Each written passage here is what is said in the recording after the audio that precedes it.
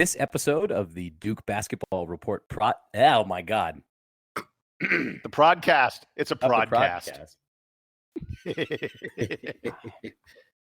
This episode of the Duke Basketball Report podcast is brought to you by Byrd Campbell, PA, with offices in Florida and Texas. For any legal services for needing Blue Devils, call Byrd Campbell, PA. Byrd Campbell means business.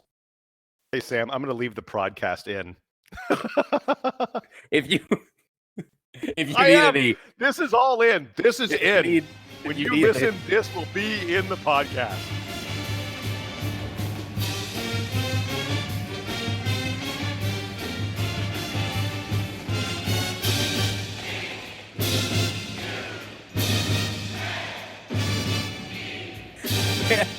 Hello, Duke fans, and welcome to episode 101 of the We're in a good mood. We're in a good mood of the Duke Basketball Report podcast. It is Tuesday. Guys, come on, this is serious. This is the greatest open we've ever done.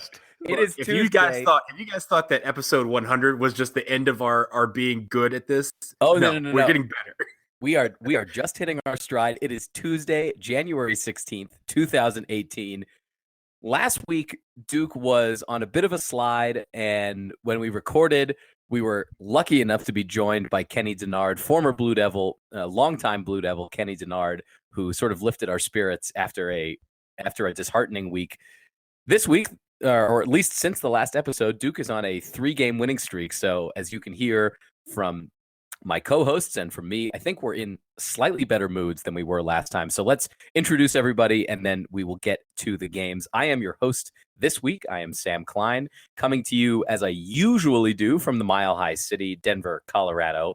I am joined, as usual, by my co-hosts, one in Washington, D.C., Donald Wine. Donald, how did you enjoy your Martin Luther King Jr. holiday other than watching your Blue Devils beat your Hurricanes? Well, Martin Luther King Day for me is a day of atonement. I like to take some time to reflect on the ideals and the values that Dr. King taught us. He's my favorite icon, living or dead. And I think I take every day to kind of piece together something that he has done that can guide us. And I think he has a lot of teachings. So I definitely took some time for myself to do that and to kind of reflect on how I can be a better person, a better friend, a better son, and an overall better person. Love it. And that's kind of a mood kill. No. I think that's good. I think that was all positive. It's beautiful. It was very positive. It is beautiful, but we're kind of laughing and stuff. And suddenly Donald's like, I want to live my life like Dr. King. It's beautiful. No, it's beautiful. And Dr. King, I would think, and Donald, you can correct me if I'm wrong, that we should be mindful and all that, but that we should also be joyous. And absolutely. So here Big we are doing exactly that. And so my other co-host, who's already said plenty, and I'm sure we'll say a lot more, is Jason Evans, and he is in Atlanta. So Jason, hello. And by the way, I have a special connection to Dr. King because he was born on January 15th, and I was born on January 15th. Hey, Jason Evans, it was your birthday yesterday. It was your birthday. It was? Yeah, Duke gave me a nice gift for my birthday. Look, when the United States Congress said that they needed to make a holiday around the January 15th weekend, it was because Dr. Martin Luther King and Jason Evans were both born on that day. That's absolutely we have a holiday because of me and MLK. That's mostly the Reverend Dr. King. That's okay. Yes, mostly, but a little tiny bit, maybe a little bit. Sure. Hey, you guys want to know what I did for my birthday? Yes, let's hear it. So my son, his birthday is just a few days. My oldest son, Drew, his birthday is just a few days before mine, and so he turned 21. So for my birthday and his birthday, we both together went to Atlantic City. I would have loved to have gone to Vegas, but he's in school, and so it was too hard to like swing a whole Vegas thing. So we went to Atlantic City, and for my son's birthday and for my birthday, we gambled together. So my son sits down at the blackjack table. He has never wagered a penny legally in his life until this moment. He puts down his $5 wager at the $5 blackjack table at Bally's Wild West Casino in Atlantic City. And the very first hand, he is dealt blackjack. And the very second hand, he was also dealt blackjack. That's a lucky kid. Yo, did you guys buy any lottery tickets? Yeah. No, we probably should have bought a whole bunch of them. Just tell your son, we haven't met yet, but when he gets rich, just tell him to remember me. Remember I was always nice to him. He can sponsor the podcast. Absolutely. We offer that. So he will not get rich off of gambling. By the end of the evening, he had lost $150. Never mind. strike everything. Strike everything I just said. He's bad luck. I can't deal with it. I can't be around that. It should be noted. It should be noted for those who don't know Jason Evans as well. Jason Evans, in addition to being a prolific Duke basketball fan and film critic, is also, I believe, a big gambling fan as well. Right. Right. So my son lost $150, but I made $250. So it was overall. There you go. Yeah. So how much of that 150 was your 150? It was all mine. It was I'd staked him. I gave him my birthday gift to him. In addition to going to Atlantic City, I gave him $200 to gamble with. You gave him some seed money. I seeded him. Yes, and the seed is still a little tiny sapling at this point. That's true. But it's a lifetime of fun that he will enjoy with all the skills I'm sure that you're giving him. Yeah, we'll see.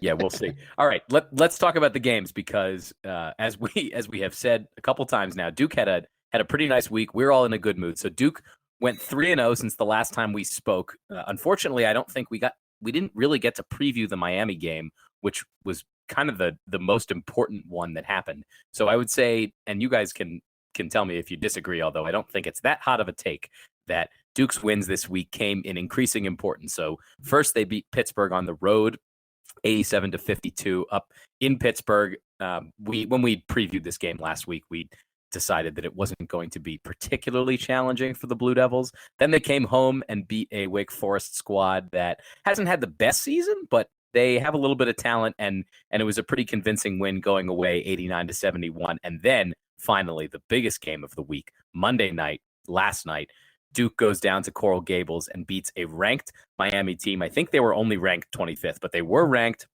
They have a lot of talent. Duke beat them 83-75, and what has become the signature style of the Blue Devils, they came back from a 13-point deficit with like 12 minutes left in the second half and took the lead from Miami, didn't give it up once they got it back with a few minutes left in the game. So I want to start, I guess, starting with the easiest games, and then we'll go to the more interesting ones. Donald, do you have anything in particular you want to say about the Pittsburgh game? Did it just feel good to blow a team out after a couple of close performances by the Blue Devils in conference play? Before we do that, I need to break protocol for a minute. I need to talk to my friends from the University of Miami real quick. I have to please do this. I have to do this because yesterday, as you guys know, I was not watching the second half live. I was going to watch it later because I was doing a live forum and I was hosting something at the same time. And I had turned everything off and was going to go through my flow. And that was about when Miami went up 14 points. And boy, did the text start rolling in from my Miami friends. They at that point, I didn't know anything about the score other than that we were leading by, I think, 2 at halftime. So I knew that. I had watched the first half, but I did not know anything else. So when they're texting me pictures from the game about how they're going to storm the court, about how they were kicking the SHIT out of us, I was sitting there like, first of all, y'all have blown up my spot. Y'all have ruined the game for me because I was going to watch the second half and be surprised at this. And then all of a sudden, something happened. We came back and won. And that hopefully was a lesson learned to all of my friends out there who decided to gloat with about 14 minutes left or 10 minutes left to say that the game was over. Because when it comes to Duke basketball, when it comes especially this team, if you've watched any college basketball this year, you should know that the game was not over at that point.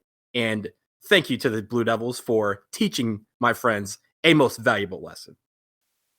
Okay, so Donald isn't going to talk about it. So I'll start with the Pitt thing. And we only need one of you to talk about it. So Jason, feel free. Okay, so the probably the most interesting thing about the Pitt game was that Marvin Bagley actually struggled a little bit. He didn't hit his free throws.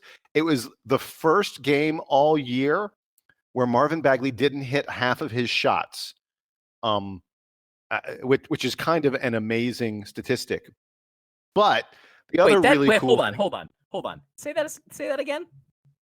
I believe I wrote this down as a note. I think I checked it earlier. Someone go ahead and look at Marvin Bagley's game log and tell me if I'm wrong. I believe the Pitt game was the first game all year where Marvin Bagley failed to hit half of his shots from the field. That's insane. That is crazy. It's crazy. I mean, he also set the Duke single season double the record, right? During this stretch? During the stretch, but not specifically in that. Right. Not in the Pitt game. So the thing about the Pitt game was, I mean, we came out, we blew them out early. Like the game was, it was 50-24 at halftime. How much is there to say about this game? Pitt is like Duke, and those are words that you probably never thought you would hear me say. Pitt is like Duke in that they are also really, really, really young. They're playing like almost exclusively freshmen.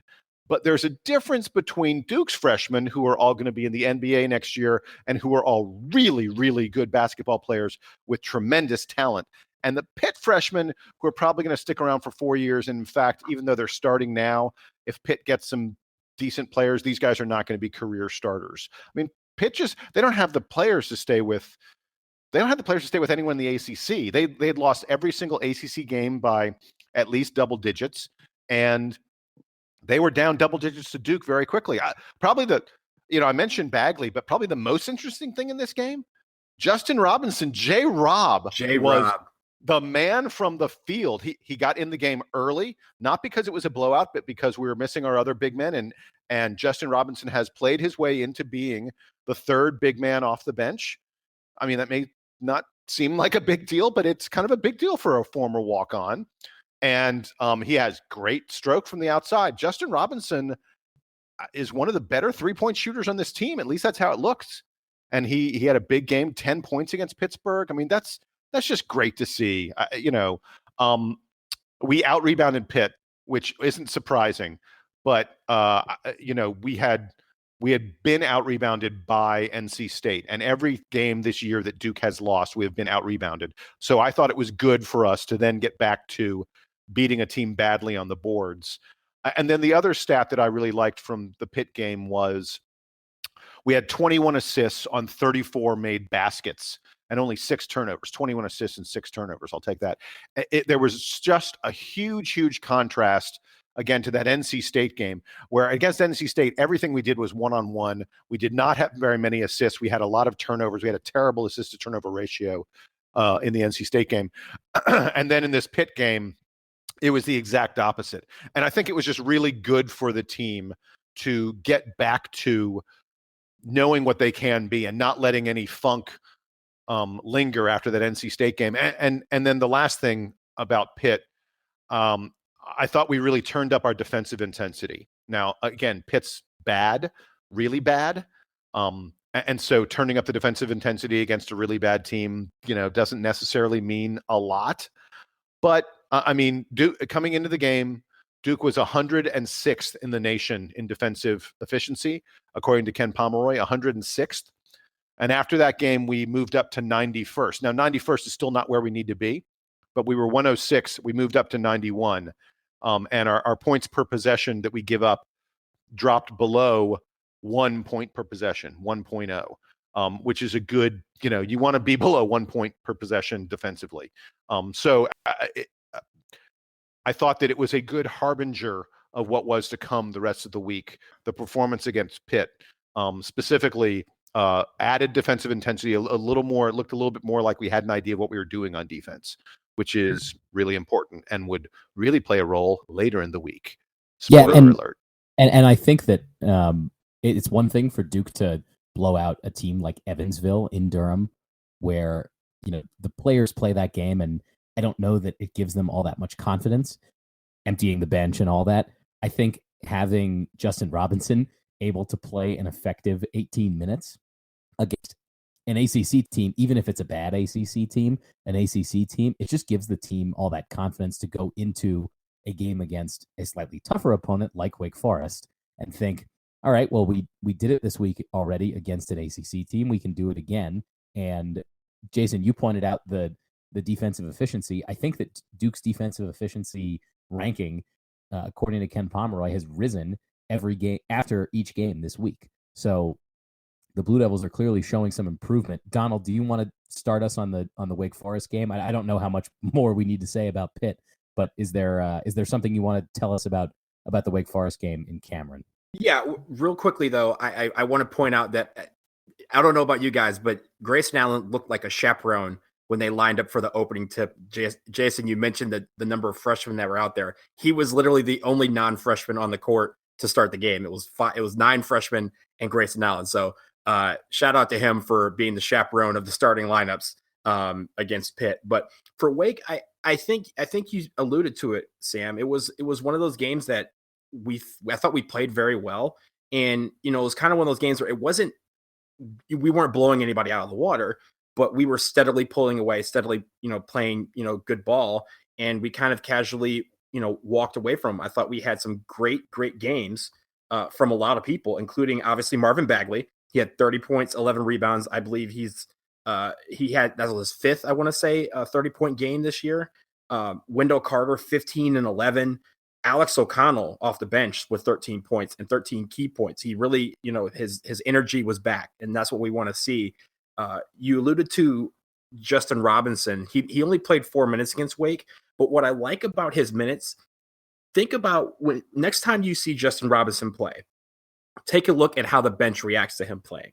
And the reason why I say that is when he was a preferred walk-on and was getting spot minutes and garbage time, anytime he did something that was good, the entire bench celebrated like we won the national championship, like we would do for any walk-on who got in the game and made a great play, because they're not going to, as a walk-on, you're not going to get that many opportunities. When he's on the court, they treat him like he's a starter, like he's playing 20, 25 minutes a game. When he makes a good play, they react like Marvin Bagley made a good play. They react like, Grayson Allen makes a good play. And I think that's telling of how they view him and how much they think they rely on him, and how much they respect him and his game, and how much they are confident in him. Their confidence in him is really, really good. And I'm really proud to see his progression throughout the years, to the point where, when he makes 10 points against Pitt, you're like, yeah, he had 10 points. He had a really good game. And when he only has 4 minutes against Wake Forest, you're like, that's weird that he wasn't in the rotation that much. But when he's on the court, he looks to belong on the court. He knows what he's doing. And even when he doesn't have a really good game, he didn't have a great game against Wake, he's always doing the right things to be in the right place, to be on defense. And I really like that about the kid. Yeah, it seems like he has come a long way. And in general, the bench has come a long way just in the start of ACC play, not Justin Robinson, but I think Jordan Goldwire and Alex O'Connell, all of them look like ACC players at this point. And I think we can kind of distinguish the bench as, the guys who look like they belong on the court in a competitive game and the ones who don't. And I don't think I saw any of those 3 being consistent minutes getters in ACC play. I know that Jason's a little bit higher on O'Connell, but I expected the bench to just be DeLaurier and Bolden. And we didn't really talk much last week about the fact that Bolden was out and that DeLaurier was dealing with injuries. We haven't seen them in a little bit now. And I was really worried, actually, and didn't exactly get the chance to express it on the show, that Duke was going to be really thin if, we know that Wendell Carter has struggled with fouls, and he hasn't been able to play as many minutes as we would expect. And the bench going into this little stretch seemed like it was going to be thin, and that really wasn't an issue at all for them. I mean, Justin Robinson, like you said, gave them good minutes. O'Connell has given good minutes, and Jordan Goldwire, and I think that's been really great. Jason, did you have anything else to add on the Wake game? In particular, anything about Duke's defensive evolution going forward from that game? Well, I mean, the Wake game was yet another game where it looked like Duke turned up the defensive pressure and was playing the kind of D that we really need them to play. It was, as you pointed out earlier, it was another game where our defensive efficiency, according to Ken Pomeroy, improved on what it's been this season. And, Sam, I know you mentioned when we were talking about what we were going to talk about on this podcast, maybe this is the moment to talk about it. There is, folks, if you have not read the Duke defense thread on the DBR, on the bulletin board, yes. Take some time and read that thread. There are some folks putting in some real great work, doing research, looking at the numbers, looking at higher statistics and things like that, and examining Duke's defensive efficiency. I think the Wake game was a really important moment because I think that was the game where we saw Duke really begin to commit to playing zone defense. Jeff Capel was the coach for the Wake game. Coach K was sick, and so he wasn't there. Now, I am not going to presume to say that Jeff Capel said, "Aha, I'm going to do something that Coach K doesn't want me to do." I am sure that they talk about what they want. You mean like burning Antonio Vrankovic's red shirt unnecessarily? Sorry. Okay, yes. Harkening back to last year against Georgia Tech. Yes, we all remember. Was it last year? Or was it I thought it was 2 years ago. It was 2 years ago. 2 years ago. It was. You're right. It was 2 years ago. Yeah. But it's true. He really likes Rankovic because he does play him a lot. I noticed that. He was the first person. He was the first big man off the bench against Wake Forest. I did notice that. But more importantly, Capel, and even though I think Coach K and Capel talked about, we can play, you're allowed to play some zone, you're allowed to play some man, I'm sure they discussed the game plan. There is no question in my mind that they played more zone against Wake than they would have if Coach K had been there. And the zone against Wake was really effective. It was tremendously effective. They've been talking about it in this thread on the boards, but folks, if you go back and look at what we look like on defense against Wake Forest playing zone and what we look like when we were playing man-to-man, because when we were playing man-to-man, Wake was fighting their way back into the game. They were getting to the hoop much easier than we'd like.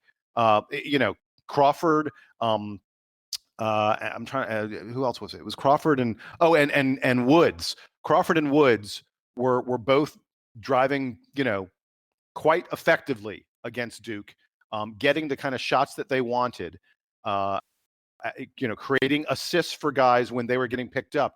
And Duke looked like they were in a little bit of trouble in this game. And we had a nice lead at halftime, but Wake cut into that lead and it got to be closer. And then Duke went zone, and it changed the whole complexion of the game. And we beat Wake by 18. I bet if you look at our, I don't know, I can't go back and track it myself. If you look at our plus minus playing man-to-man and playing zone, I bet you anything, we were so much better playing zone against Wake. There's no question about that. I want to hit on one of the things, Sam, that you mentioned. You mentioned a little bit about the bench, and I think the Wake game and the Pitt game, we saw the bench guys step up really, really well. And I want to talk about Alex O'Connell for a second. Later in the podcast, when we get to Player of the Week, I will not be picking Alex O'Connell as my Player of the Week, but boy, I came close to considering it because I just continue to think he is bringing really premium outside shooting. This guy is the best outside shooter on the team. He's hitting 54% of his threes, 54%. And I want to point out, it is not a small sample size. You may think, this is a guy who doesn't play that much. Yeah, he's hitting 54% of them because he doesn't shoot that many of them. No, he's averaging almost 2 3-pointers a game. And when you consider the fact that he doesn't play a lot of minutes, 2 3-pointers a game, he's coming in the game, and the moment they hit him on the perimeter, he's firing, and he's hitting 54% of his threes. And I want to tell you how that translates. Being able to shoot those threes off the bench is a really tough skill because you gotta be able to be timed up and have the strength and be ready to do it. Being a 3-point shooter off the bench is an underrated, really hard thing to do in basketball. Absolutely. Yeah. Dude is cold. He's cold when he comes in and he doesn't show it. You want a great stat? On this season, Alex O'Connell has 89 total points scored on 53 field goal attempts. That's pretty damn good. That's 1.67 points per shot. That's ridiculous. That's absurd. No team comes anywhere close to averaging 1.67 points per shot. Individuals don't come close to averaging 1.67 points per shot. We talked earlier about Marvin Bagley, who's a phenom, who's crazy, ridiculously good. The guy has hit more than half his shots in every game except one this year, and we marveled at that. Marvin Bagley, even though he hits shots at a crazy, absurd, ridiculous rate, is averaging only 1.56 points per shot. Alex, technically, we would rather have Alex O'Connell shooting the ball than Marvin Bagley. I mean, think about that. That's how well Alex O'Connell has shot the ball this season. Although, yeah. I do have to ask, what do you think of his new haircut? Now he got rid of. So he kind of had this, cool matinee boy idol kind of thing, and now he looks like Eminem. And he totally ruined it. There is nothing about that haircut. There's nothing about that haircut. No, there is nothing about that haircut that screams Eminem. Not a single iota of that haircut screams Eminem. Trust me. Oh, you don't think so? Come on, man. It's a buzz. It's short. It's short, but it's trust me on this one. Thing in the side, I don't know, man. I like his shooting. He's got more of a shag. Like, I don't know who did that, but he needs to go get the rest of his hair back. Yeah, well, hopefully I don't think it works that way. I don't think it works that way. It'll grow back. It'll grow back. Anyway, sorry, I didn't want to interrupt that too long, but I think you finished your thought there, right? I did. My thought was Alex O'Connell shooting 3-pointers. This would be a good thing. I'll tell you something. So Alex O'Connell is probably the best 3-point shooter on this team. I mean, certainly the stats bear that out, and we're not talking about a small sample size. There's a decent argument that my boy J-Rob is the best 3-point shooting big man on the team. He's up there. I wonder, Coach K loves the three. Even once Delorier and Bolden come back, I think it is very possible you'll see J-Rob getting minutes anyway, because he can stretch the D. And Alex O'Connell, if Gary Trent doesn't continue to hit the way he's been hitting, and we'll talk more about that in a little bit, I think Alex O'Connell has a major role to play for this team, especially now that Grayson Allen can't shoot. Listen, I know that we have this tendency, and I'm going to do it, when we talk about how we want to see Duke teams change throughout the season or how we want to see them improve, we tend to gravitate back to whatever the last Duke team was that won the national championship. So like after 2010, for a few years, it was all, well, why doesn't the team get more offensive rebounds, and why don't they just lock everybody up on defense and not have like stars on defense, but why doesn't everybody just, play 30-second possessions and get the ball back and be efficient? And then because those teams didn't have Zubek. Right, exactly. And then after 2015, it was like, why don't we just out-athlete all of these teams? Well, because we don't have Justice Winslow every year, and we don't have leadership like Quinn Cook. However, that team relied, especially at the end of the season in the tournament, on the bench production, specifically from Grayson Allen, but also from other members of the team. Amile Jefferson. Amile Jefferson. Amile Jefferson had a quietly great tournament, and folks may not remember, in the glory that was us beating Wisconsin, ain't no way we come close to beating Wisconsin without Amile Jefferson playing incredible defense on Frank Kaminsky. I think, like I said before, coming into this season, I didn't see that kind of bench production being possible from this team. I mean, we know that Delorier and Bolden were both going to be able to play a little bit, but we haven't seen them recently.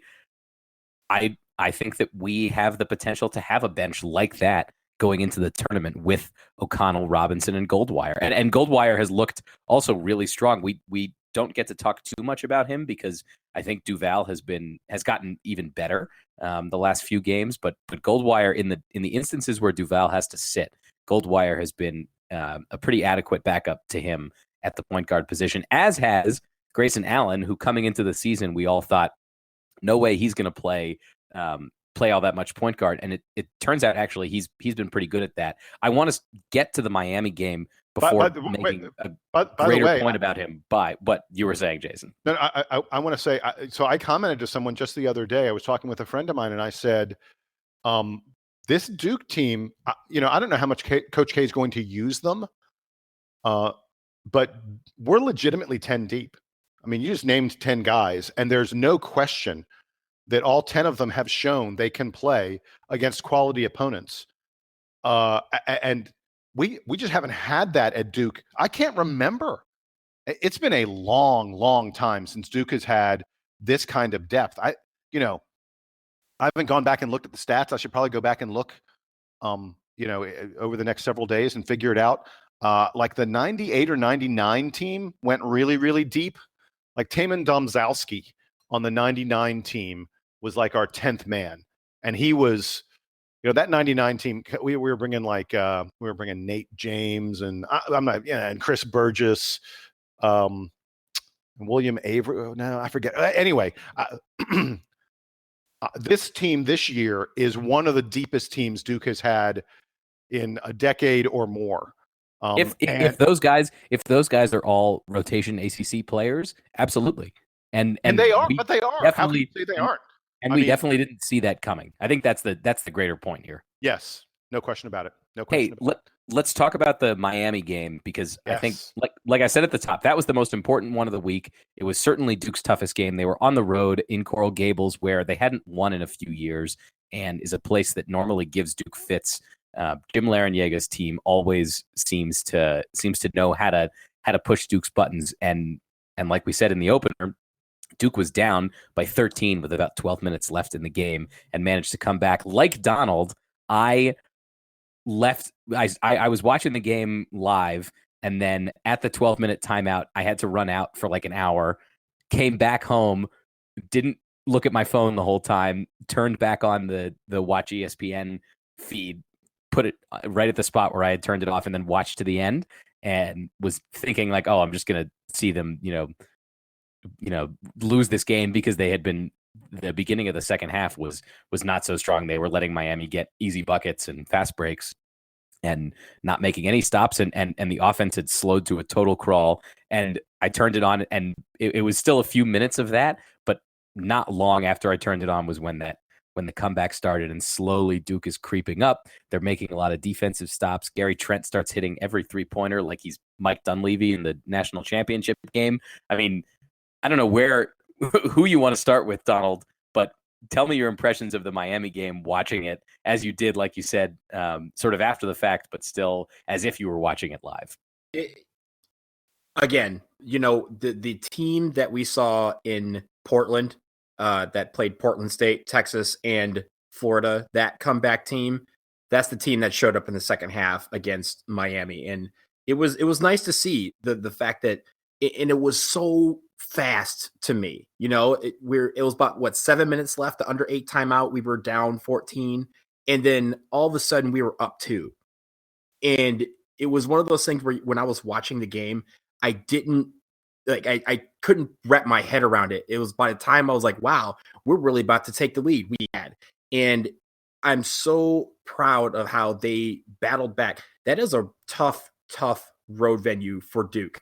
I think they've won 3 before last night. Miami had won 3 of their last 4 at home against Duke.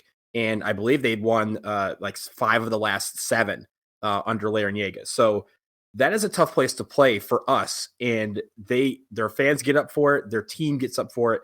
And because of some of their length, they match up well with Duke teams in the past, and especially last night. But for us to battle back and do that, I thought was tremendous. Wendell Carter, in the last 5 minutes of the game, oh boy, that dude rocked. I mean, Jason, let's talk about that block that he had. What was it? We're at 68, 65.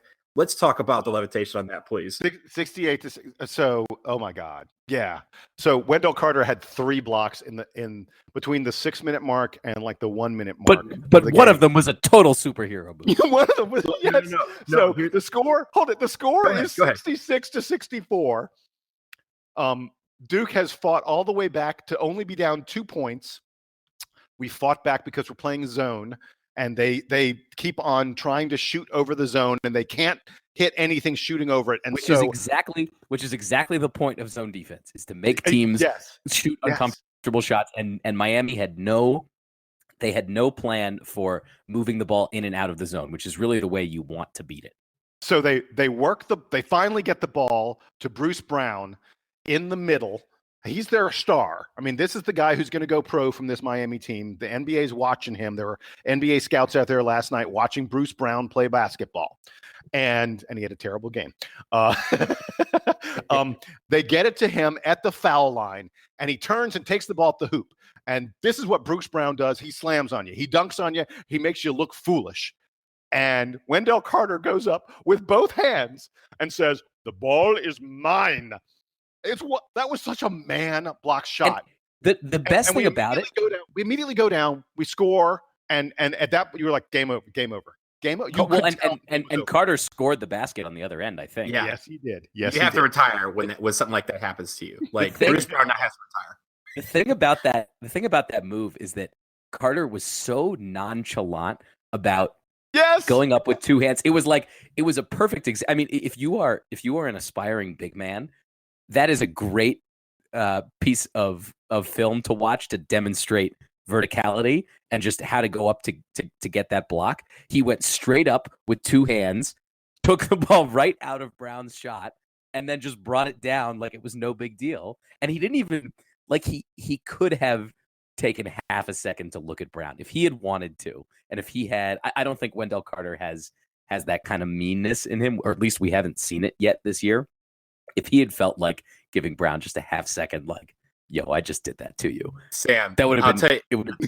I'll tell you exactly. It would have been so appropriate, but he didn't. He just gave it right back to Duvall, ran straight down the court, and eventually the ball came back to him for the layup that tied the game. I will tell you exactly what I thought when that happened. I was telling Jason earlier, like when he went up, I wasn't watching in slow motion, but it looked like slow motion, and it looked exactly like the David Chappelle skit of Prince playing basketball. It was exactly that's exactly what he did. He literally went up, grabbed the ball, and he levitated, slowly just looked down, had the ball in his hands, looked down, looked back at the camera, looked down again, and just slowly drifted back down to earth like the god that he is. And then he served Bruce Brown pancakes, right? With gravy.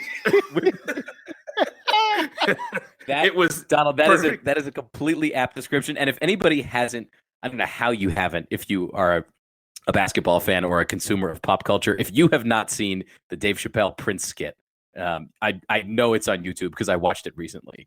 You got to look that up and appreciate the reference that Donald just made. Well, you saw it last night if you watched the game.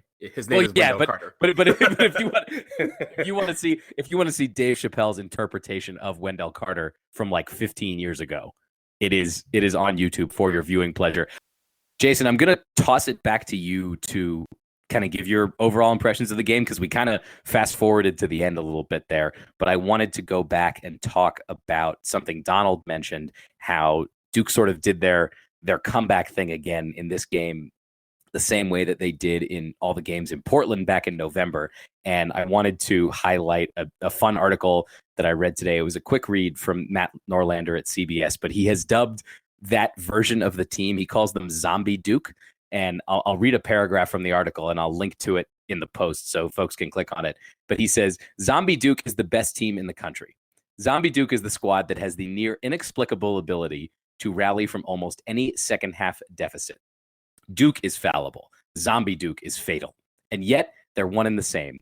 It's only when you've played Duke into a hole that you make yourself vulnerable, that you bring about the darker, desperate, dominant side of Duke. So that's kind of the article. That's awesome. But you can read the whole thing. Yeah, it was really fun. Zombie Duke. So he claims that Duke has two identities. It was funny that he was mentioning that because in soccer the term is, a 2-0 lead is the most dangerous lead in soccer. In hockey, you would say a 3-0 lead is the most dangerous. The most dangerous lead is any lead where Duke is down. 12-point lead against Duke. 12-point lead against Duke left in the game. with any time left in the game, because at any point we can come back. Well, and I think that we were talking about Carter's block. Carter's block is sort of like the perfect zombie move, right? Where he where you think you're going to be able to get around him, and then he somehow just overpowers you. That is some classic zombie stuff. So, Jason, now that I've gotten my zombie Duke commentary out of the way, why don't you tell me your general impressions from the Miami game? And feel free, I guess, to talk again about defense, because once again, down the stretch, defense was a big part of it, but also kind of about how the offense sort of adjusted to Miami and how the comeback happened, because I don't think it was exactly Duke's normal MO. Marvin Bagley wasn't featured as much. We saw some of the other guys. What was your take from the Miami game?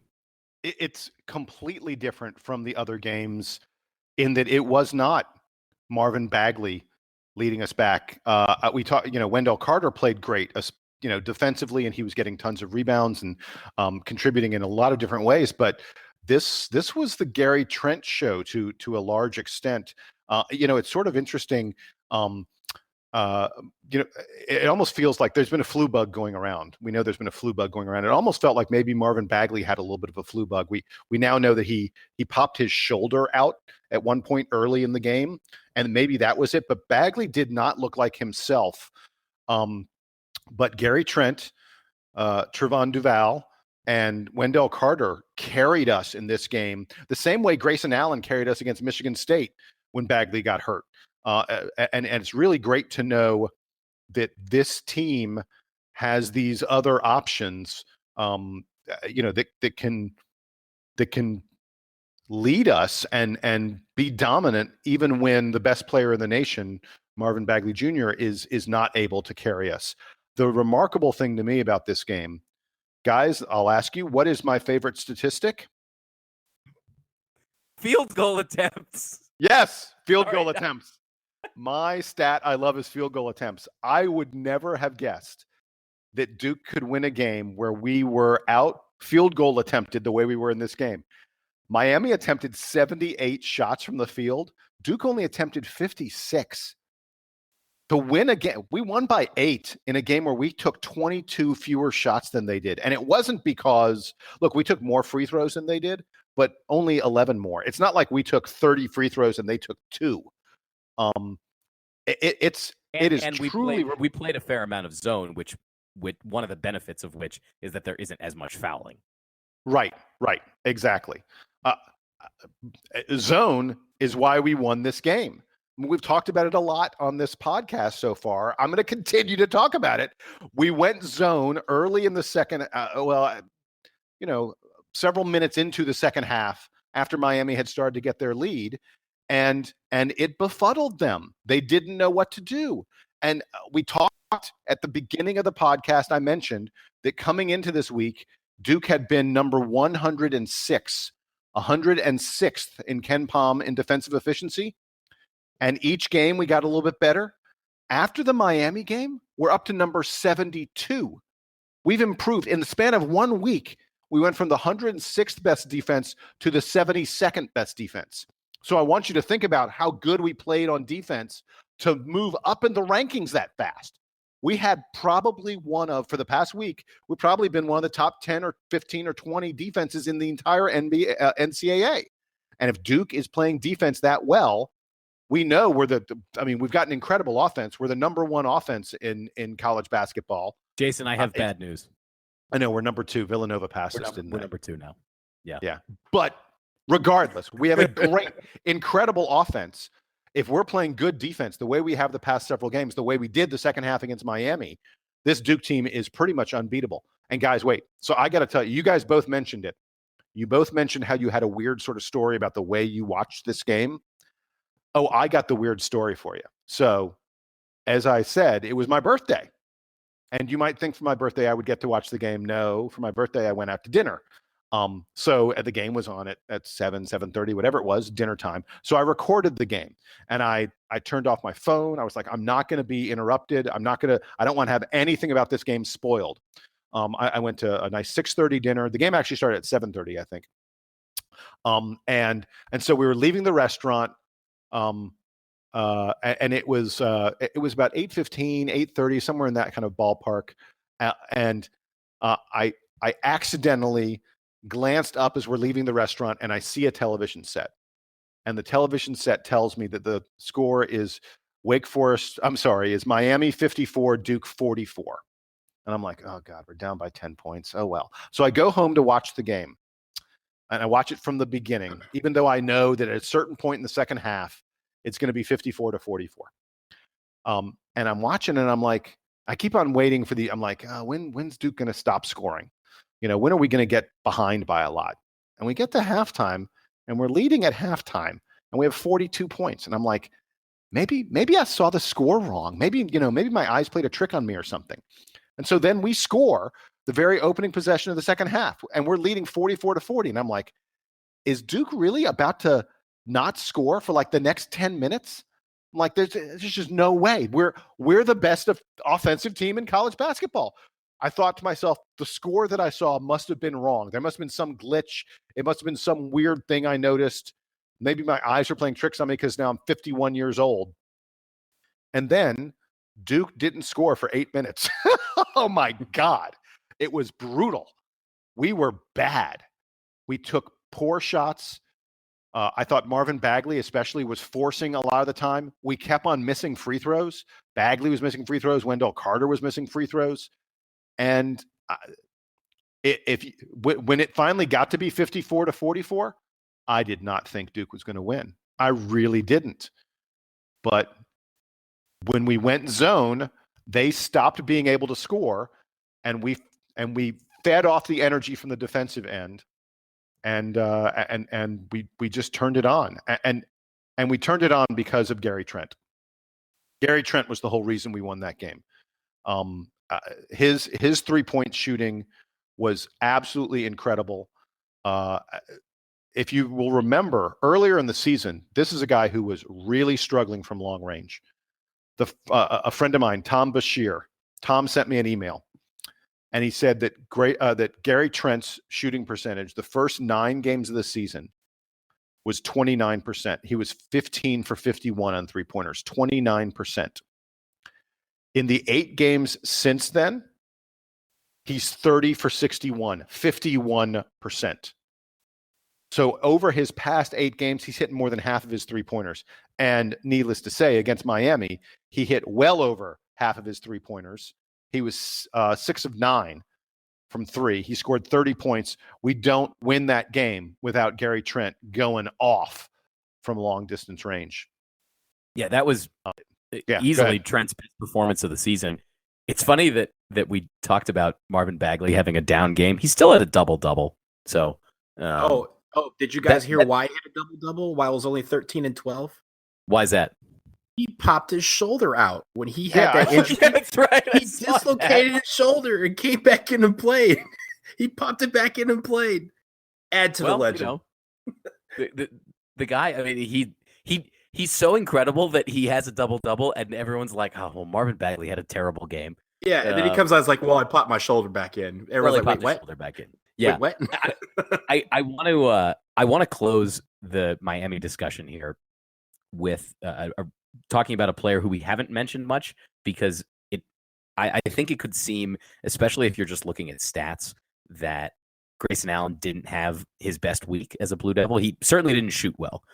We all know that. We know that he's struggled with his shooting, but I wanted to offer kind of an optimistic take on Grayson Allen's recent performance, and the comparison I want to make, because of course we have to talk about previous national champions, is that Grayson Allen is kind of having a repeat of Kyle Singler's senior year from 2011. Now, we weren't doing the show back then. I was actually also a senior at Duke that year, and Kyle Singler had kind of a weird senior year, wasn't as efficient on offense as he would have liked. He came back to school even though he had some interest in as a round NBA draft prospect. The team had just won the championship, and Kyle struggled a bit that season, although he and Nolan Smith were the two seniors on the team. They were the two captains leading a team that, featured Kyrie Irving at the beginning of the season, and also guys like Seth Curry and the Plumlee brothers and sophomore Ryan Kelly. And so Kyle wasn't necessarily the statistical leader of the team, but he led that team sort of by example. And in particular, Duke fans love to reference how tough Kyle Singler was. And I think that Grayson Allen, perhaps against sort of his expectations for this season, is sort of filling that same job. He is the lone upperclassman for Duke. He plays almost every minute of the game, unless he's in foul trouble. And he's displaying, I think, that same kind of toughness, leadership that he has said in interviews he learned from Quinn Cook. And I bet Quinn Cook would tell you that he learned it from guys like Seth Curry, who learned it from Kyle Singler. And you can see it especially in the Miami game, where Allen was going after loose balls with like crazy. He had the one steal at the end of the first half against Miami that turned into a Gary Trent three that, as Jason mentioned, gave Duke the lead at halftime. And although I heard Gary Trent call back. By the way, I heard Gary Trent call back. Right, yeah, Gary Trent did call back. And it didn't necessarily create momentum into the second half, but it was something. It felt like, when Duke is on the road in the ACC, it can feel like they can get underwater against a hostile crowd quickly. And Allen's steal and pass to Trent from the ground was huge. And then later in the game, during the comeback, he took a ball. I don't remember which of the Miami players it was, but he took a ball right out of the hands of one of the Miami perimeter players, brought it down the court quickly, and slammed it emphatically in front of the raucous Miami crowd and silenced them. And that's all Allen playing totally in control. He hasn't lost his composure through his shooting slump and through his offensive struggles. And I think that's a huge sign of maturity from him. And in particular, even if he's not the leading scorer like we all thought he was going to be, and at this point, I mean, Marvin Bagley is the leading scorer of this team. The offense goes through him. If Grayson Allen's not going to be the leading scorer of this team, I think he can take solace in the fact that, A, he's providing a lot of leadership and at both ends of the court, in particular on defense. More importantly, though, as far as his future goes, I think we've talked every year about Grayson Allen leaving for the NBA. Even after his freshman year, where he didn't play much, we thought, oh, well, he looked so good in March, maybe he's going to leave along with the rest of his class who had all left. And he kept staying. And like Kyle Singler before him, I think his draft stock kind of went down every year. Singler, I think, was a first-round pick maybe after his freshman season, certainly after his sophomore and junior years, and then ended up being a second-round guy.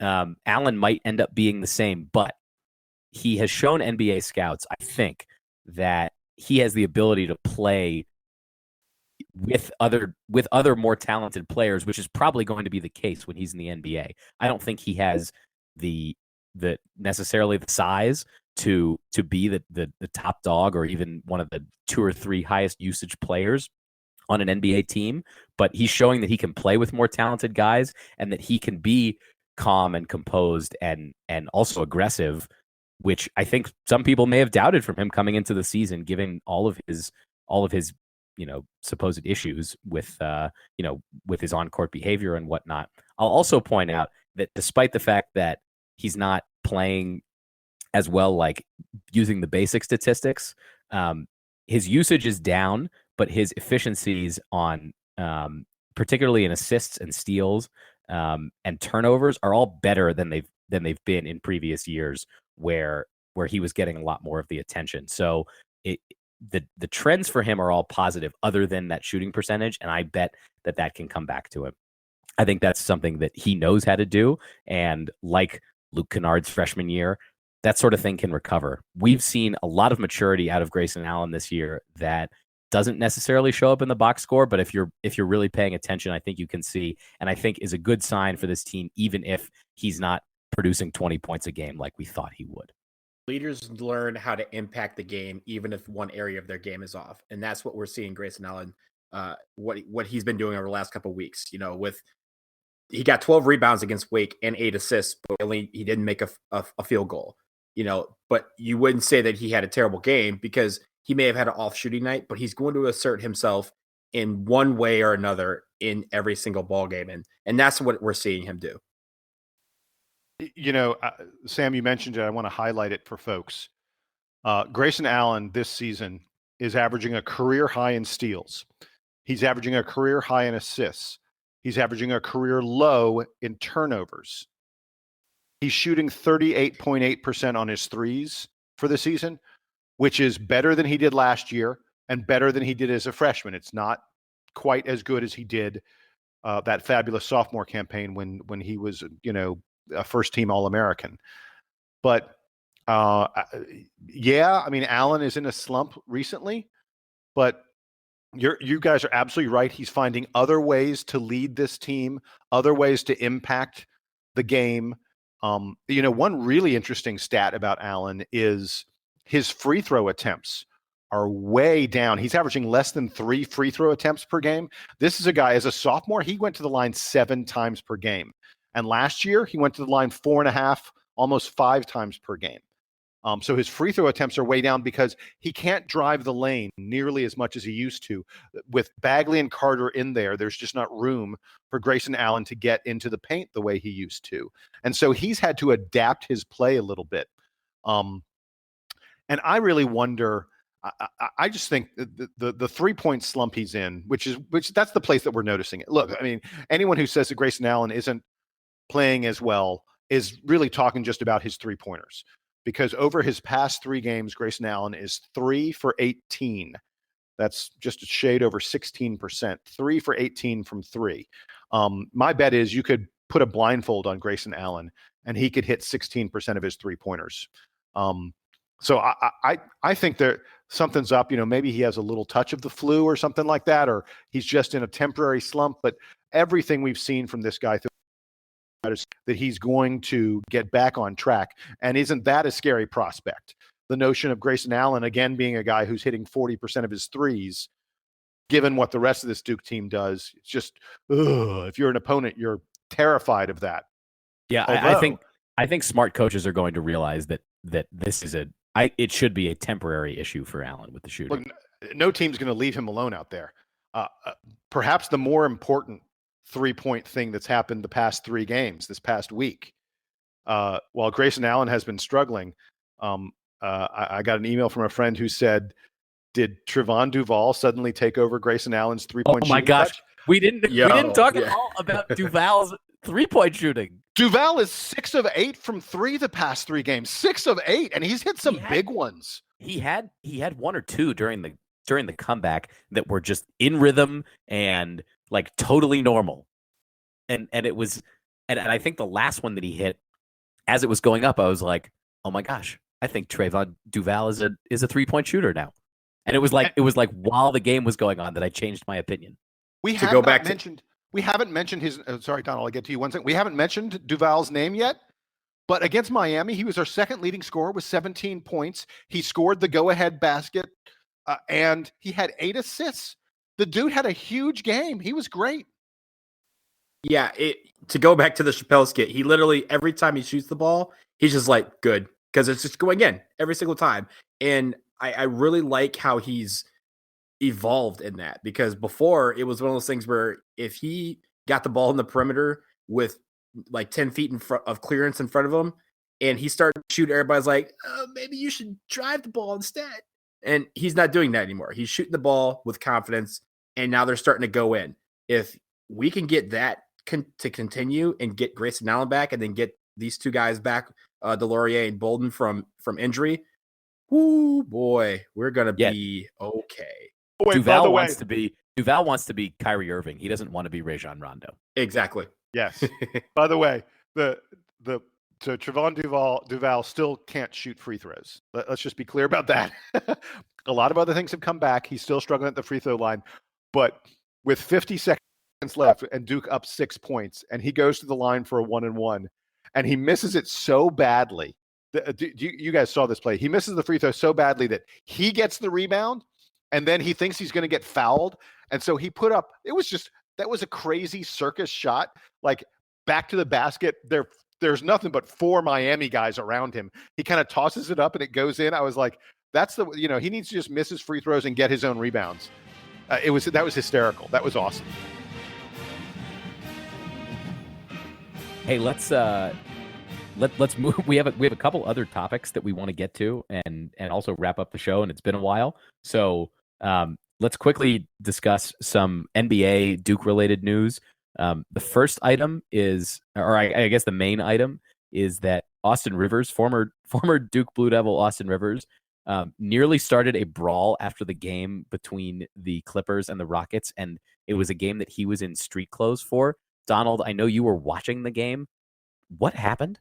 So this game was the much anticipated return of Chris Paul to face the Clippers in Los Angeles for the first time since he got traded to Houston. And so as Houston clipped the Clippers, it was a really chippy game, basically starting in this late in the second quarter on. But to make a long game shorter, the Clippers got into a couple of arguments with the Rockets, and it was Blake Griffin that was jawing with some guys. First, he jawed with Mike D'Antoni, the coach of the Rockets. Then he jawed with Chris Paul a little bit, but not like in a bad way. He jawed with Trevor Ariza. But towards the end of the game, about a minute left, the Clippers are up big. They're about to win. He gets into it with Trevor Ariza, and he goes back down the court, and then gets between him and Trevor Ariza. And you're thinking, okay, why is Trevor Ariza and Blake Griffin fighting? Trevor Ariza was not trying to get at Blake Griffin. He was trying to get at Austin Rivers, who was jawing at him from the sideline and almost instigated an entire brawl at the end of the game. So Trevor Ariza gets kicked out. Blake Griffin gets kicked out. Game ends. Everybody's like, okay, tempers flared. Nothing really happens. End of story, right? Wrong. This continued in the Clippers locker room after the game. And how did it happen? They sent Clint Capella from the Houston Rockets to knock on the front door of the Clippers locker room. A staff member opened the door, saw it was Clint Capella, got really confused about why he was at the front door, and closed the door in his face. While he's doing that, Chris Paul, who remember knows every inch of the Staples Center, we find out that there is a secret trap door that connects the visitors' locker room with the home team's locker room. And Chris Paul escorted Trevor Ariza and 3 other guys into the Clippers locker room to confront and try and get at Austin Rivers. And as you guys just heard from Sam, he was in street clothes for this game and literally almost instigated a brawl in their own locker room after the game. It was incredible. There were so many layers to this onion that I was about to go to bed. This game ended at 1:30 in the morning, and I'm about to go to bed. And then I get all this on Twitter. I was up to like 2:30, just reading all the takes on what happened. It was insane. It's worth noting that there was some talk around the NBA that one of the reasons Chris Paul left the Clippers was because he wasn't a huge fan of the relationship between Austin Rivers and his dad, Doc Rivers, who's the coach of the Clippers. And that Chris Paul sort of doesn't like the Rivers family all that much. What did Chris Paul think was going to happen when he got to the locker room? He said he was trying to him and James Harden were trying to hold back Trevor Ariza. But again, this is a secret trap door that connects the two. And the fact that here's the real thing about it. The fact that they sent, not only did Trevor Ariza try to get in through this back door that Chris Paul showed him to, but they sent Clint Capella around to the front door as a diversion so that Trevor can try and get through the back. Also, Trevor, I mean, I don't know if Trevor Ariza is like secretly a hothead, but he's a veteran, right? He's not known for doing ridiculous stuff like this, and he's been in the league for a long time. Yeah, but it was clear that he was trying to show us Rivers that he was about that life last night, and I don't know what started it between the two of them, but it was really funny because even on the court, you're like, yo, him and Blake Griffin are going at it. Blake Griffin has a little bit of a temper, but not too much. But just the fact that the whole time it was centered around Austin Rivers, and Blake Griffin was just trying to divert all the attention to him. And then at the same time, Trevor Ariza trying to get into the locker room by sending in Clint Capella to the front door and say, yeah, knock on the front door. We'll come in Trojan horse style in the back. Like, incredible. I love it. I don't know how I feel about Austin Rivers, but I love the story. Do you guys want to know why Trevor Ariza wanted Austin Rivers? Sure. Let's hear it. Go ahead. Okay. So people, if you have little children, cover their ears. There's about to be a little bit of swearing. So Trevor Ariza was in the hallway, like waiting for Blake Griffin after the game ended. Ariza was pissed off at Griffin. It had been chippy, like you guys said. and Austin Rivers spotted Trevor Ariza waiting around near the entrance to their locker room. And Austin Rivers said to Trevor Ariza and said, "Let his bitch ass come in here. We'll take care of him." And then that's when Trevor Ariza said, "Let his bitch ass come in here." That's what's being reported.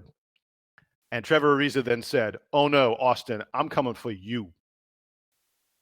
So that doesn't seem like a smart thing for Austin Rivers to do. Trevor Ariza is a big boy. I mean, Austin Rivers isn't small, but Trevor Ariza is 6'8", probably 260. He's a big dude. Trevor Ariza was about to show him what time it was. He was heated last night. Jeez. Hey, since we're running long, let's move quickly to the other NBA story. Jason, I know you had some news about former Duke players signing contracts this week.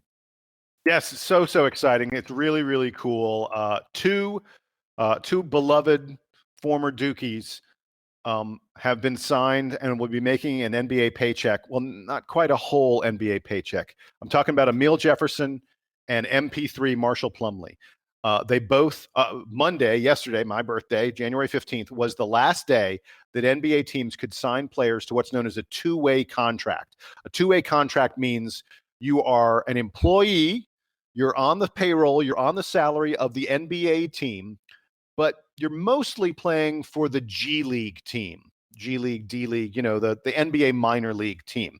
But it's a big deal to be on a two-way contract. Teams can only sign two players to these two-way contracts. So it means that the Minnesota Timberwolves, who signed Amile Jefferson, and the Milwaukee Bucks, who signed Marshall Plumlee, like those two players, like them a lot, and they see a role for those guys, probably as a backup, probably as as an emergency fill-in if someone gets injured or something like that. But it means that both Amile Jefferson and Marshall Plumlee will be making significantly more money than their other G League teammates, and it means that they're allowed to come up and play with the big team, the NBA team, for around 22 games of the season. They're not allowed to play all the time, and because they're both signed at midseason, they're not allowed to. Other G League players, like Quinn Cook, is on a two-way contract. He's allowed to play up to 45 games with the Golden State Warriors. Because these guys were signed at midseason, they can't quite play 45. They can only play 22. But it's a really good thing for Amile Jefferson and MP3 to have these two-way deals. Like I said, it's a lot more money, and I'm really pleased for them. They both worked very, very hard. Amile Jefferson is the guy who have you guys seen what his stats are like in the G League? Have you seen what Amile Jefferson's been doing down in the G League? No, I haven't. What I haven't. So Amile Jefferson's like one of the best players in the G League. He's averaging 18 points per game and 13 rebounds per game. He routinely will go off for like 28 and 20. It is not uncommon to see him have a 20-20 game in the G League. None of this surprises me. No, but that's awesome. After the Lance Thomas revelation, I just feel like Duke players who show that kind of what Coach K likes to call the verve, those guys can succeed because they're just going to work harder. There are now, as we speak, there are 23 former Blue Devils who are earning money from the NBA. That is really impressive.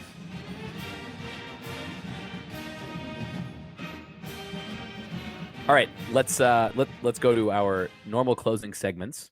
First, the player of the week, Donald. Who is your player of the week? Well, there's a lot of guys who could get player of the week and that had really good weeks. I'm going to go with Marvin Bagley. The dude is just unstoppable. Really, I think, he had double doubles. He had a 30-point game, but really what set it off, or what tipped him for me, is the fact that he did, had a double-double last night against Miami with a separated shoulder. I don't know how you do that because I would be in severe pain. He was not. He played like Marvin Bagley, and that's why he's my player of the week. All right, Jason. Gary Trent Jr. was a paltry 14 for 21 on three-pointers on the week. 14 for 21. 67% of his three-pointers he hit. If he was shooting shots in the paint, that would be a good percentage. To be hitting 67% of his shots from all the way back in three-point land is crazy ridiculous. He averaged about 22 points per game. He shot Wake Forest out of the game. He shot Miami out of the game. He was fabulous. And by the way, an important note, I can't believe I didn't say this earlier about the Wake Forest game. Gary Trent Jr., when he wasn't raining three-pointers down on Wake Forest, was on the bench puking. The dude was quite literally throwing up on the bench because he had a fever. He had the flu. We've talked about the flu a little bit. And he would puke, then he'd go in the game and rain down a couple three-pointers. Go back to the bench, puke a little bit more, go back in the game, rain down a couple more three-pointers. That is player of the week material. All right, I'm going to go with Wendell Carter. He had a few double-doubles, whatever, and we already discussed it at length. But just to reiterate, the play that he had down the stretch on defense against Miami, going up for the two-handed block and steal, was just outrageous. So for me, it's Wendell Carter Jr.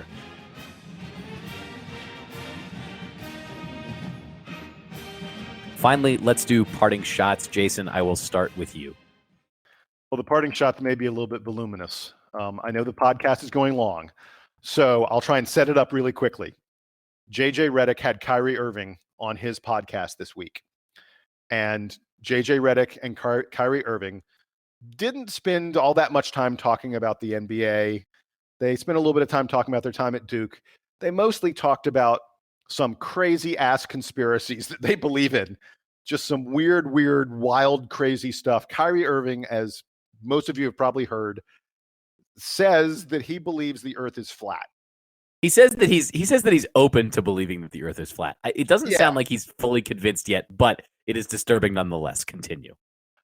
JJ Redick responded to that and said he kind of sort of thinks that maybe dinosaurs didn't exist. There are people who think that both these guys are trolling all of us, that they're just putting on an act, that they're sort of laughing and snickering about this. That's me. But even if they are, I'm really bothered by Redick. Went to Duke for 4 years, and do y'all know what his degree is in? He's a history major, isn't he? Yes. Mm-hmm. JJ Redick has a degree from Duke, one of the finest institutions in the world in history. Not that we're going to make any specific judgments about such a place. Yeah. He has a history degree from Duke, and he's out there telling people that he kind of sort of thinks maybe dinosaurs didn't exist. Even if he's kidding, I'm laughing. This is funny. This is all kind of amusing. And it's entirely possible that these guys are trolling us. But you know what? Even if they are, I think it looks bad. I think it's not good for Duke's reputation. It's not good for their reputation. I think it makes them look weird and silly and foolish. It makes it look a little bit like they didn't take their studies at Duke all that seriously. It makes it look like Duke didn't educate them as well as we should have. Look, it is easy. And Donald, I'm sure you're going to say, dude, deal with it. They're just kidding. This isn't real. I don't care whether it's real or not. I wish they would not do it. Because I don't think it makes them look good. I don't think it makes the NBA look good. It doesn't make basketball players look good. And it especially doesn't make the school that educated them, Duke University, look good. Donald, do you want to respond to that? I mean, I can. I honestly, really, I don't think it makes them look bad. I think here's the thing: it's getting them in the news for something other than basketball, and some people can take concern in that. But I think that when you're talking about something like that, it's so outlandish that, like, first of all, I don't believe that. I took history classes with JJ. I'm a history minor. There was no dinosaur history class. But having said that, I do believe that dinosaurs walk the earth, and I would love, and I'm a huge Jurassic Park fan. I would love to have a Jurassic Park one day. I digress. I think that. Hold on. No. You don't want to have a Jurassic Park. Yeah, I do. I don't want to go, but I want to see it happen. Oh, I want to go. I just don't want to go when the dinosaurs get out and eat the people, but I'll go to look at them. I think that's sort of you. Anyway. I'll be running. But yeah, no, I think that it doesn't really. I don't think it paints Duke in a bad light. I don't think. Here's the thing: when people are clowning to me about Kyrie and JJ, they're not clowning about our education. They're clowning. They're like, "Hey, what's up with your boy JJ? What's up with your boy Kyrie? But they're not saying, yo, your degree is terrible because you guys teach people to think that the world is flat and that there are no dinosaurs. Because no one in their right mind actually believes that that's what's being taught here. And even if they thought that, Duke is taught to expand your horizons and to be able to, whatever your position is on anything in life, to be able to back it up. And that is something that when we're talking about this, no one is devaluing a Duke education because these guys are saying that. That's all I have to say. Yeah, look, I want to be clear. I didn't mean to imply. I hope no one thought that I meant that I thought that people would think that Duke had taught them that the earth is flat or that dinosaurs didn't exist. I don't for a minute think that anyone's going to think that. What I think is possible is that people will think that that these guys who went to Duke didn't get a serious education, because someone with a serious education couldn't possibly believe these things. It very well may be that 90%, 95%, 99% of the people who hear this don't think that way and don't think about Duke that way. But if it's even 1%, I think that's unfortunate. I took Rocks for Jocks at Duke, and I know we reviewed The Shape of the Earth, and we may have reviewed dinosaurs and fossils, but I can assure you that it is not in the curriculum what these guys are espousing. So for anyone who's listening, yeah. Also, I got an A-. It's like my most embarrassing grade. I had worse grades at Duke in other classes, but I got an A- in rocks, and I'm still embarrassed about it because the class was too easy. Donald, let's hear your parting shot. Well, if you guys have not seen ESPN yesterday, there was a great article about Marvin Bagley and his education. And I won't get into the long and short of it. It's a long article. It talked a lot about his upbringing, how he values his family, how close he is to his immediate family. But one nugget that they have is the fact that he was in a class that is taught by Grammy Award-winning producer, hip-hop producer, legend in the game, Ninth Wonder, who is a Durham native and also is a professor at Duke. And one of the classes that Bagley is taking, he is teaching himself how to kind of expand his horizons through the art of music. And he is rapping, and ESPN talks about how he was in the booth and Ninth Wonder is kind of coaching him through some lyrics, and he drops a couple lines. But what a nugget was at the end is him and a few former players are apparently putting together a short EP album that's going to be released in March, right before March Madness. So I don't know what to expect from that. We don't know who the players are that's on it, but for you hip hop heads, maybe something to look forward to. And also, really, is going to have Ninth Wonder producing it, so it's got to be dope in some fashion. I bet it doesn't get released till after the NCAA tournament is over, because I think it'd be problematic for Marvin Bagley to make money off of a hip hop album while he's still playing basketball for Duke. Well, but to clarify, extended plays, EPs, are traditionally what we've referred to as mixtapes. Mixtapes are not put out for commercial use. They're usually put out for free. And this would be put out for free because extended plays are not normally ones that you sell for money. So we wouldn't have that angle. Oh, okay, good. Donald, I think the most important thing that needs to happen at this point, I need to hear you do the lyrics that Marvin Bagley had some pretty, they were some cool lyrics in there, and I want to hear you. It's your hip hop. You're gonna put me on the spot? Okay. Can you rap it for me? I don't like biting other guys' lyrics, but I'm gonna read them for the public out there. It's a little nugget, and you could go read the article at ESPN. Read them with a little, give it some beat to it. I'll give a little flair. All right. You should get to know me. I'll be around for good. Oh no! Okay, we'll keep going. I am uncomfortable with all of this. I just want it known. You know what? I'm gonna save that because we have some things we need to get going. So I'm gonna save that. You guys can read that. Sam, party shot. All right, my parting shot, and then we're gonna get out of here. I think it's a take you guys are going to pretty much agree with, so I'll just give it to you straight. There was a little dust up after the Texas Tech West Virginia game the other day. The game was in Lubbock.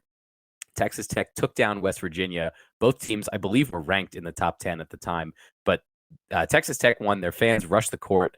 even though they were a highly ranked team. So I don't know about that, but what transpired wasn't so great. West Virginia forward West Harris punched a Texas Tech fan, and it's not clear from the videos that came out how much provoking or taunting was going on between the fans and the players. But the big issue here, and we've talked about this before, is the schools not having a good exit strategy for opposing players who are in these situations. And it's especially frustrating, I think, for us as Duke fans, because it seems like almost every time we lose on the road, perhaps outside of places like Chapel Hill, opposing fans rush the court, and the players, depending on the shape of the arena, can be trapped on the court while the celebration's going on, and they have to get extra security down there, and the players are among the fans, and who knows what kind of chaos is going on in there. Now, some leagues, notably the SEC, and in this case, the Big 12, who administered the punishment on Texas Tech, will fine teams and schools for this kind of behavior, but it's not the case in the ACC, and it doesn't seem like the penalties are harsh enough that the schools bother stopping their fans from going on the field. I mean, if the fine is like, I think the fine for Texas Tech was something like $25,000, which is nothing for a Big 12 team, and if the school decides that it's worth the publicity and it's worth the enthusiasm for the fans, they're going to pay that fine. I think the concern is over the security, and I really wonder if it's going to take something worse than this for real changes to be made, because it does seem like not just that the players aren't safe, because for the most part the players are athletic guys who can handle themselves. It's where they get in these situations where it's a lot of students who are really excited and have been taunting the other team probably the whole game, because that's what fans do when they get in those confrontations with the players. I feel like something really bad is going to happen, and this was kind of a minor example of it. So hopefully the conferences or the NCAA take maybe a closer look at this whole situation and institute better restrictions on access to the playing surface. And if the fans want to get on the court, I think it's fine. They just have to make sure that the opposing team is able to get off the court in an orderly and timely manner to prevent those kinds of interactions in the future. So, sorry for the... Yeah. So there is an aspect of this that really, really bothers me with this specific incident. Wesley Harris of West Virginia, the guy who hit the fan, was reprimanded by the Big 12. I don't know what reprimanded. I know what reprimanded means, but in terms of consequences, there are no consequences to a reprimand. It means, oh, don't you do that, you bad boy, and they wave their finger at him. I think Wesley Harris should have been suspended from at least one game, maybe more. Wesley Harris, Sam, you're correct that Texas Tech was under an obligation to protect the West Virginia players and allow them to leave the court in a safe kind of way. But Wesley Harris almost created an incredibly dangerous, terrifying situation by what he did. If you watch the video of the incident, this fan who's part of a large group of fans, rushing onto the floor, bumps into Wesley Harris, not super hard. It's not like he knocked him over or anything like that. And look, it's impossible to know if the fan may have been saying something to Harris as they bumped into each other or something like that. They sort of bumped shoulders. It's not like a full on like bump right into you, right into the front of you. But it looked to me like the fan wasn't doing much more than just trying to follow a bunch of other folks and get to where he was going. And he sort of accidentally bumped into a very large... Wesley Harris is a big guy. He's a basketball player. I don't think this fan was trying to do anything. And Wesley Harris just socked the guy in the face. He punched him. And thank God that fan and the other Texas Tech fans didn't turn and attack Wesley Harris. There was a non-zero chance that Wesley Harris almost started a riot that could have resulted in a lot of West Virginia players getting badly, badly hurt. And for the Big 12's response to be that they only reprimanded Wesley Harris is wrong. Players, I think that on both sides, that what the Big 12's punishment is shows that they only that they don't really care about what happened and that they're okay with it happening again. It's dangerous. It's incredibly dangerous. Players need to be held responsible, and arenas need to be held responsible. Fans need to be held responsible too. Although, again, in this case, I don't think the fan did anything wrong, other than he got a little tiny bit too close when he was running, which is, hard to control. But I can't believe there are no consequences on Wesley Harris. If they'd been in a bar, that fan would have turned around and probably gotten into a fight with Wesley Harris. And there were 5,000 people behind that fan who probably would have been willing to get into a fight with him, to join in that fight. Can you imagine if a bunch of that fan's friends had turned on Wesley Harris? Yeah, there could have been a riot. It would have been really bad. So well, let's put it this way: there's a lot of layers to this as well. But after the game, a lot of guys were talking, and the general consensus was this: if that had occurred in the stands, the players would have been suspended for life, right? Like, they're not allowed to go into the stands after fans. And they basically said fans should not be able to do that, to storm a court. And here's the thing. Not only does things like that can happen, you get the opposite effect. Take, for example, when we lost to NC State and they rushed the court, Coach K basically said, okay, with about 5 seconds left, he pulled all his players off, went over to shake Coach's hand and said, hey, we're going to remove our players so that you guys can have your fun, which is an okay thing to do. I mean, it sucks that they have to kind of plan that thing. But some people had the audacity to say that Coach K was disrespectful to NC State by not staying on the court and not shaking the hands of the players. And so you have this little layer. So at the end of the day, fans should stay in the stands. Players should stay in the court.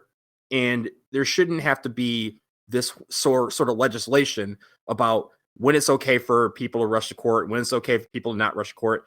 Just keep everybody in the stands, and that way we won't have any of these issues. All right, now that we have finished one of our happiest podcasts with such a downer issue, we will close for this week. Before we go, don't forget, if you love the show, you can subscribe on iTunes or Google or Stitcher or SoundCloud, anywhere that you get podcasts, and feel free to leave us a 5-star review at any of those places. If you don't like the podcast, or if you have any complaints and don't feel like leaving a 5-star review, please feel free to email us at dbrpodcast@gmail.com. We'll take any comments, questions there or in the message thread on the DBR forums that we always post for each of these episodes. That's at forums.dukebasketballreport.com. Like we mentioned earlier in the show, there's a great thread up there right now that's been going on all season, tracking Duke's defense, that has been really insightful. I think that's just one really great example of all the good discussion that goes on the DBR forum. And if you want to sponsor a show like our friends at Byrd Campbell, please email us also at dbrpodcast@gmail.com, and we will set up those sponsorships for you. So for Donald Wine and Jason Evans, I'm Sam Klein. Duke Band, take us home.